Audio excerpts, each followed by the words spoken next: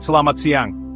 Mari kita mulai penjelajahan mendalam kita tentang skandal-skandal paling berat yang mengguncang gereja Katolik selama berabad-abad. Dari zaman kuno hingga kontroversi modern, peristiwa-peristiwa ini telah meninggalkan bekas yang abadi dalam sejarah. Membentuk bukan hanya gereja itu sendiri, tetapi juga kehidupan jutaan orang di seluruh dunia. Selama lebih dari 2000 tahun, gereja Katolik telah berdiri sebagai mercusuar iman dan tradisi, menjadi pemandu bagi banyak jiwa. Namun, seperti institusi apapun dengan warisan yang luas dan panjang, ia juga memiliki babak-babak gelap. Tak ada gading yang tak retak, bahkan matahari pun ada bintiknya. Dalam seri ini, kita akan melihat kembali beberapa babak paling gelap dari gereja, menyelidiki skandal-skandal yang menguji otoritas moralnya, dan mengguncang fondasi iman itu sendiri. Seperti pengadilan Galileo. Ini adalah kisah-kisah tentang penyalahgunaan, korupsi, dan perebutan kekuasaan. Kisah-kisah yang perlu diceritakan dan dipahami. Kisah-kisah yang terkadang seperti keluar dari pena Machiavelli. Bergabunglah dengan kami sekarang, saat kita memulai penyelidikan yang tidak memihak ke dalam episode-episode gereja Katolik yang paling mengerikan, mengungkap kebenaran di balik skandal-skandal yang ingin dilupakannya. Kita akan membuka kotak Pandora.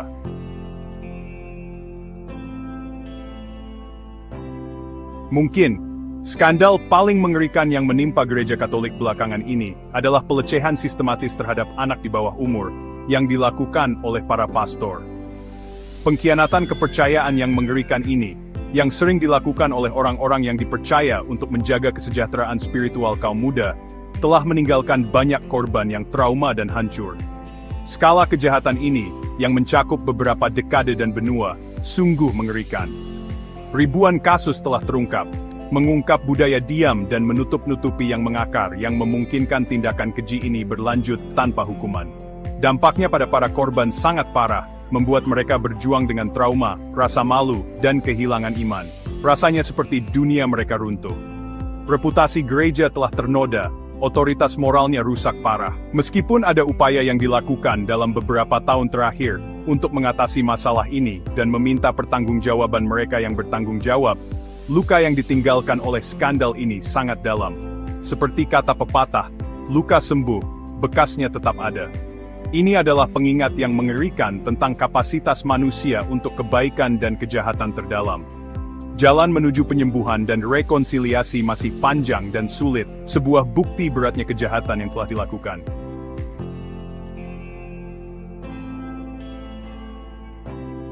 Sementara kebenaran mengerikan tentang pelecehan seksual di dalam gereja perlahan terungkap, gambaran yang lebih mengganggu muncul. Upaya sistematis untuk menutupi kejahatan ini dan melindungi para pelaku. Dari paroki-paroki kecil hingga ke tingkat tertinggi Vatikan, budaya kerahasiaan dan penyangkalan memungkinkan pelecehan merajalela tanpa hukuman selama beberapa dekade. Seperti pepatah, sepandai-pandainya tupai melompat, akhirnya jatuh juga. Tetapi gereja berusaha keras untuk menyembunyikannya. Para uskup dan pejabat tinggi lainnya, didorong oleh keinginan yang salah untuk melindungi reputasi gereja, secara aktif terlibat dalam menutupi tuduhan. Mereka seperti berkata, biar waktu yang menjawab. Para korban dibungkam, para pelaku dipindahkan ke paroki lain, dan bukti-bukti dihancurkan, memungkinkan siklus pelecehan yang mengerikan untuk berlanjut. Konspirasi kebisuan global ini semakin memperparah penderitaan para korban, dan semakin merusak kepercayaan publik terhadap gereja. Pada akhirnya, seperti kata pepatah, nasi sudah menjadi bubur. Terungkapnya upaya-upaya penutupan ini, memicu kemarahan dan seruan untuk keadilan, memaksa gereja untuk mengakui kesalahannya, dan melakukan reformasi. Namun, perjuangan untuk keadilan dan transparansi terus berlanjut, karena para korban dan pendukung mereka menuntut pertanggungjawaban penuh atas masa lalu, dan langkah-langkah berarti untuk mencegah pelecehan di masa depan.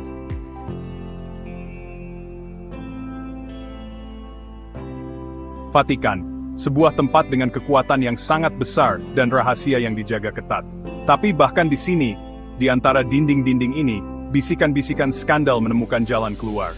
Pada tahun 2012, gereja Katolik dihadapkan dengan VatiLeaks. Dokumen rahasia disebarkan ke pers, termasuk laporan keuangan dan surat-surat pribadi. Kebocoran informasi ini mengungkapkan korupsi dan perebutan kekuasaan yang mirip dengan intrik keluarga Borgia. Skandal tersebut memicu penyelidikan internal. dan menyebabkan seruan untuk reformasi. Di era digital, rahasia semakin sulit disembunyikan.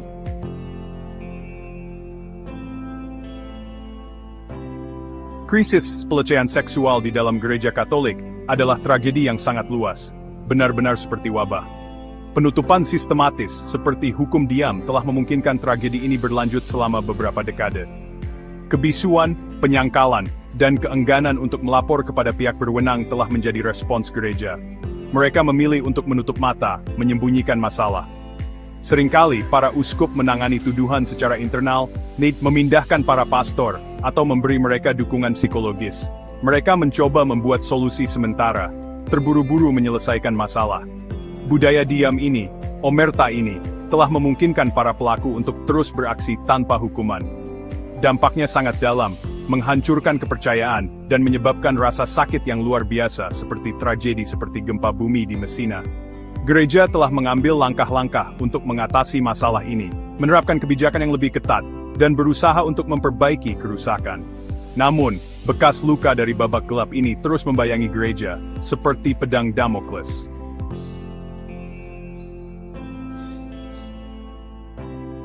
Di jantung Eropa, di tengah perbukitan yang indah dan kanal-kanal Belgia yang menawan, terdapat sebuah negara yang sangat Katolik. Bayangkan Bruges, Ghent, sungguh permata. Namun, bahkan di negara yang taat ini, gereja pun tak luput dari tragedi pelecehan seksual. Pada tahun 2010, Belgia diguncang oleh skandal besar yang mengguncang fondasi gereja Katolik di negara itu. Sungguh seperti gempa bumi. Komisi menerima banyak sekali kesaksian, ratusan korban angkat bicara untuk berbagi kisah memilukan mereka. Banjir air mata dan kesedihan. Laporan komisi melukiskan gambaran menyedihkan tentang pelecehan yang meluas, upaya menutup-nutupi, dan penolakan sistematis untuk melindungi anak-anak. Seperti menyapu kotoran di bawah karpet, memalukan. Skala pelecehan yang berlangsung selama beberapa dekade dan melibatkan banyak pastor, membuat masyarakat Belgia sangat terkejut, seperti pukulan telak di perut. Skandal ini memiliki konsekuensi serius bagi gereja Katolik di Belgia.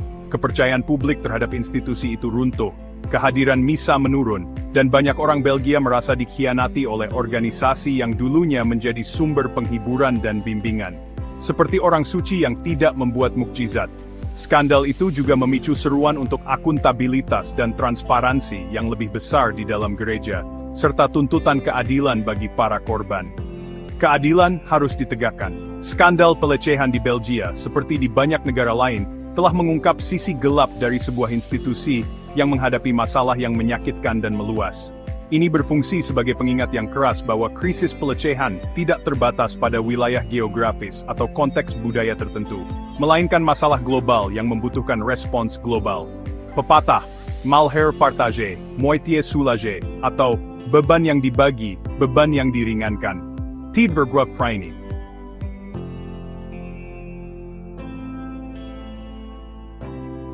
Gereja Katolik, yang menjadi sumber harapan bagi banyak orang, juga diselimuti kegelapan. Dari tahun 1930-an hingga 1990-an, di Spanyol, terjadi sebuah praktik yang mengerikan, sebuah tragedi yang nyata. Bayi-bayi yang baru lahir secara sistematis diambil dari ibu mereka oleh para dokter, perawat, pastor, dan biarawati, seperti dalam novel yang menyedihkan. Para ibu diberitahu bahwa bayi mereka telah meninggal, seringkali tanpa bukti, sebuah tragedi yang memilukan. Anak-anak ini kemudian diadopsi secara ilegal oleh keluarga yang memiliki koneksi dengan gereja atau rezim Franco, sebuah sistem yang korup. Skala sebenarnya dari skandal ini, sebuah noda permanen dalam sejarah bangsa ini, belum sepenuhnya terungkap.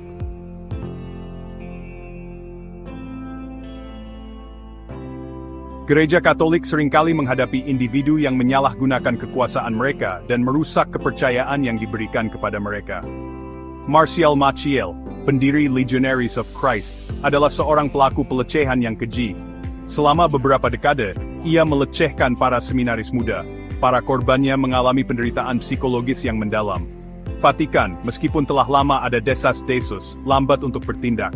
Seperti pepatah, mencegah lebih baik daripada mengobati. Karena dilindungi oleh sekutu yang kuat, Maciel melanjutkan kejahatannya. Pada tahun 2006, Vatikan akhirnya mengakui kejahatannya. Legionaries of Christ sangat terpengaruh oleh dosa-dosa pendirinya, sebuah pukulan telak bagi organisasi. Skandal ini menekankan perlunya segera melindungi mereka yang rentan. Waspada itu penting, begitulah kata pepatah.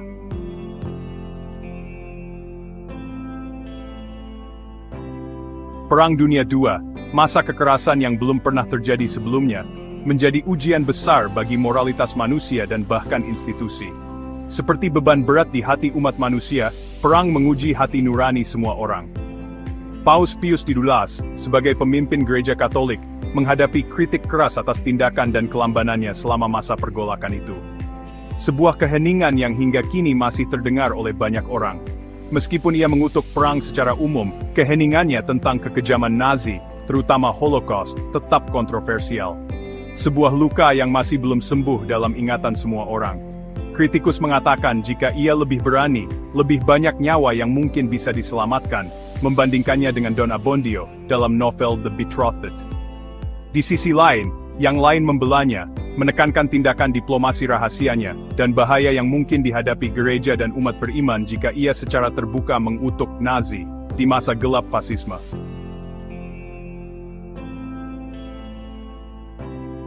Gereja Katolik, sebuah mercusuar iman seperti Santo Nicholas di Bari, juga memiliki sisi gelap dalam sejarahnya. Pada abad pertengahan, penjualan indulgensi mencoreng reputasinya. Ketakutan akan api penyucian, seperti anak-anak takut pada hantu sekarang, tersebar luas di kalangan umat Kristen pada abad pertengahan. Indulgensi itu seperti jalan pintas ke surga, seperti naik jalan tol daripada jalan biasa. Orang-orang membayar untuk mengurangi waktu mereka di api penyucian, seperti membayar denda agar SIM tidak dipotong poinnya. Praktik ini dirusak oleh korupsi, seperti beberapa pasar umum saat ini. Gereja menjadi seperti pasar pengampunan, seperti kios di pasar Porta Palazzo di Turin. Ini menyebabkan kemarahan dan frustrasi, seperti protes pajak beberapa tahun yang lalu.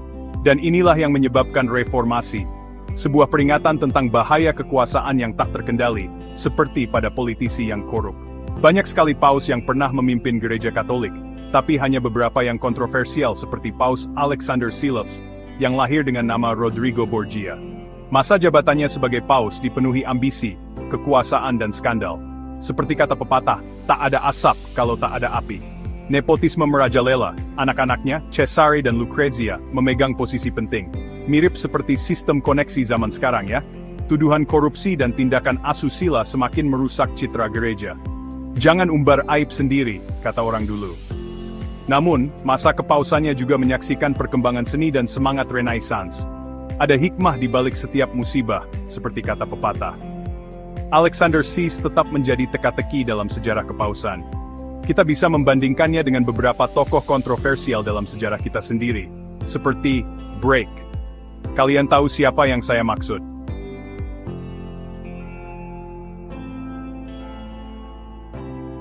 Di jantung kota Roma, sebuah kota yang penuh dengan sejarah dan intrik, berdirilah Vatikan, pusat spiritual Gereja Katolik. Namun di balik dinding-dinding sucinya, tersimpan juga sejarah kelam, seperti kisah Machiavel.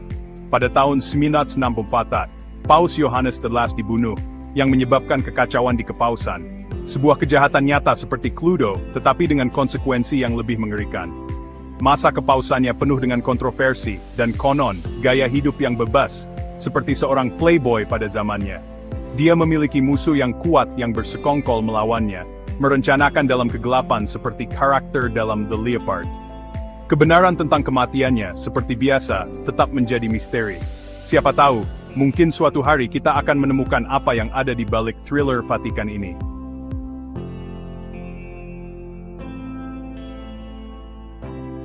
Tahun 897. Di jantung Vatikan, sebuah pertunjukan mengerikan sedang berlangsung. Paus Stephanus Sis memerintahkan penggalian jenazah pendahulunya, Paus Formosus. Formosus, yang sudah meninggal selama 7 bulan, ditempatkan di atas takhta. Dia dituduh berbohong dan melanggar hukum gereja. Pengadilan yang mengerikan ini, yang dikenal sebagai Sinode Mayat, berakhir seperti yang diperkirakan. Formosus dinyatakan bersalah, kepausannya dibatalkan. Jenazahnya dinodai dan dibuang ke Sungai Tiber.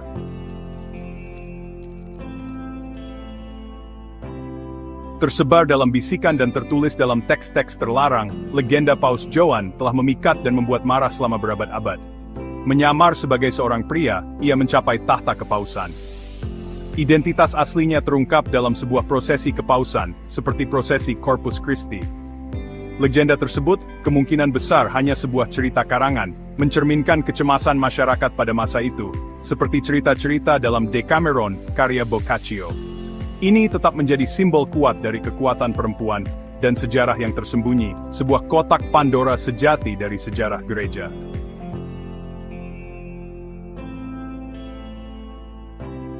Sepanjang sejarahnya, kepausan telah dinodai oleh tuduhan nepotisme, mendahulukan kepentingan keluarga atau teman dekat, seringkali mengabaikan kandidat yang lebih pantas. Ini merusak otoritas moral gereja. Bagi para paus, menyeimbangkan tanggung jawab keluarga dan tugas suci memang sulit. Keluarga Borgia adalah contoh nyata. Seperti kata pepatah, ada udang di balik batu.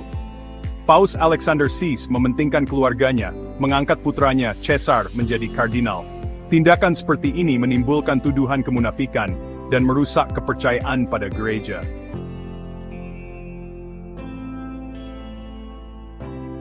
Gereja Katolik, sebuah mercusuar iman bagi jutaan orang, juga mengalami masa-masa kegelapan yang mendalam.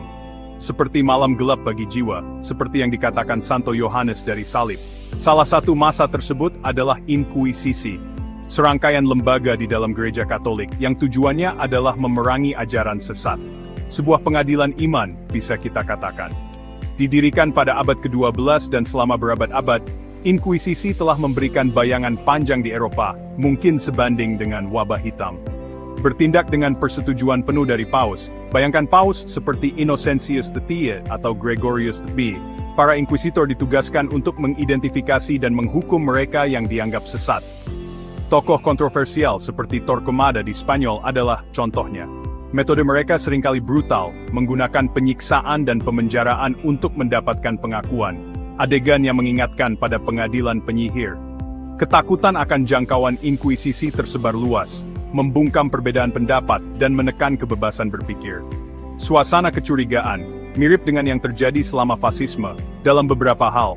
Penggunaan metode brutal seperti itu, yang sering digunakan terhadap agama minoritas dan mereka yang dituduh melakukan sihir, seperti kasus Giordano Bruno, meninggalkan noda permanen pada reputasi gereja.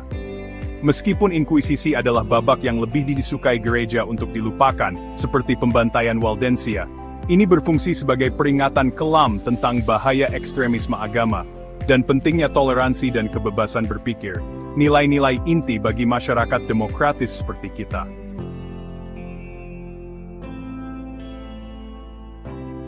Eropa memasuki abad ke-17 di ambang revolusi ilmiah.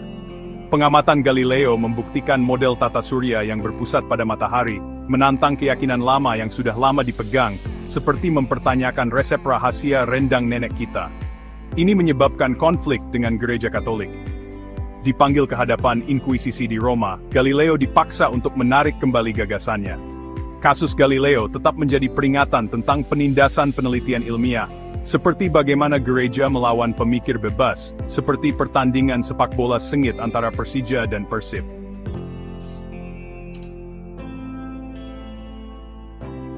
Pada abad ke-15, serangkaian peristiwa mengguncang fondasi gereja Katolik. Tahta Paus, yang secara tradisional berada di Roma, dipindahkan ke Avignon, sebuah kota di Tenggara Prancis. Periode ini, yang dikenal sebagai penawanan Avignon, berlangsung selama hampir 70 tahun, dari 1809 hingga 1876. Karena tekanan politik dan konflik di Italia, kepindahan ke Avignon awalnya direncanakan sebagai tempat perlindungan yang aman bagi kepausan. Bayangkan seperti gencatan senjata di negeri asing, jauh dari perebutan kekuasaan di Italia. Namun, kepindahan ini menimbulkan konsekuensi yang luas, mengarah pada tuduhan korupsi, dan tunduk pada mahkota Prancis. Seperti serigala yang lari dari wabah, tetapi masuk ke sarang singa. Kepausan di Avignon menjadi sumber kontroversi besar, banyak yang mempertanyakan legitimasinya, seperti memperdebatkan keputusan wasit setelah pertandingan sepak bola. Periode pengasingan, paus inilah yang menyebabkan skisma barat, masa yang kacau di mana muncul para paus yang saling bersaing, seperti permainan kartu dengan dua dealer, yang semakin memecah belah dunia Katolik. Kepausan di Avignon berfungsi sebagai kisah peringatan tentang kerapuhan kekuasaan dan pengaruh manuver politik yang mendalam, bahkan pada lembaga yang paling kokoh. Seperti Istana Kartu, Bahkan struktur tertinggi pun dapat runtuh karena beban intrik dan permainan kekuasaan.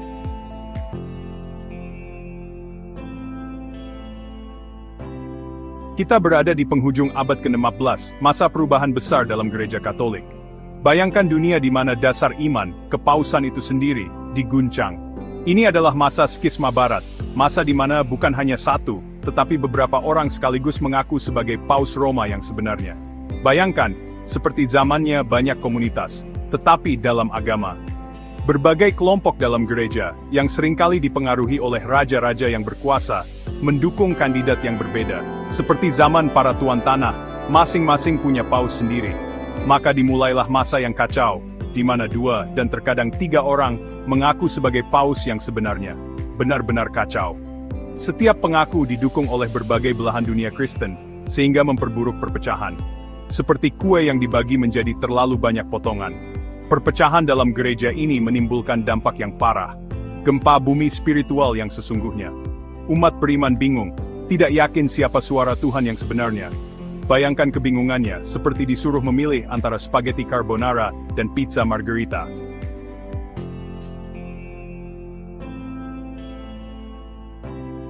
Di akhir abad ke-11, sebuah fenomena baru muncul di dunia Kristen, Perang Salib. Ini bukan hanya perang penaklukan biasa, tetapi perjalanan suci, ekspedisi bersenjata yang bertujuan untuk merebut kembali tanah suci dari kaum muslim.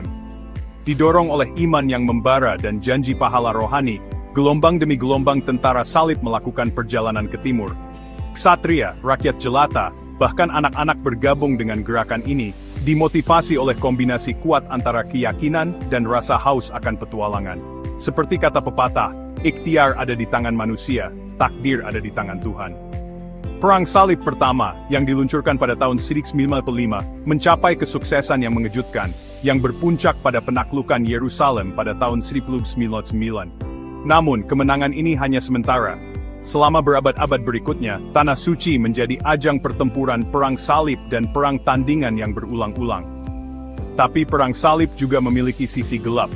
Penaklukan Yerusalem ditandai dengan pembantaian penduduk Muslim dan Yahudi, sebuah pertanda mengerikan dari kekerasan yang akan mencirikan konflik-konflik ini.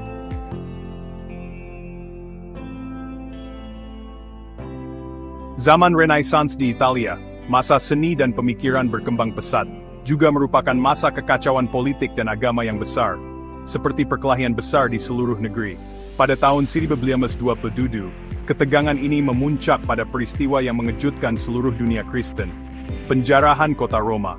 Pasukan Kaisar Romawi Suci, Charles, yang sebagian besar terdiri dari tentara bayaran Lansquenet, dan Spanyol yang tidak dibayar dengan baik dan tidak disiplin, menyerbu Roma. Para pembela kota termasuk Garda Swiss, yang jumlahnya lebih sedikit dan terkejut, dikalahkan. Benar-benar bencana. Selama 3 hari, kota Abadi mengalami kekerasan dan penjarahan yang mengerikan. Gereja-gereja dinodai, istana-istana dihancurkan, dan orang-orang diteror. Tidak ada yang dianggap suci, seolah-olah makanan adalah satu-satunya hal yang penting. Paus Clement XIV sendiri terpaksa berlindung di Castel Sant'Angelo. Penjarahan kota Roma adalah peristiwa penting dalam Perang Italia, dan meninggalkan dampak yang besar pada kepausan. Seperti harta mereka yang paling berharga telah dicuri. Ini adalah pengingat yang keras tentang kerentanan, bahkan kota-kota tersuci sekalipun, di hadapan kenyataan pahit dari politik kekuasaan.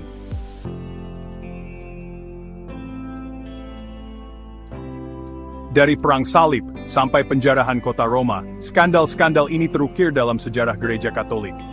Ini menunjukkan betapa rumitnya institusi ini, mampu melakukan kebaikan terbesar dan dosa yang mengerikan, seperti Dr. Jekyll dan Mr. Hyde. Memahami peristiwa-peristiwa ini membantu kita mengerti kerumitan dan cobaan yang dihadapi gereja selama berabad-abad, sebuah perjalanan sejati seperti Dante. Karena dengan menghadapi kegelapan, barulah kita bisa menghargai kekuatan iman yang teguh, seperti cahaya yang tak pernah padam, seperti Santo Franciscus, dan pencarian keselamatan yang tak henti-hentinya. Terima kasih sudah menonton, dan jangan lupa berlangganan channel ini, agar tidak ketinggalan video edukasi.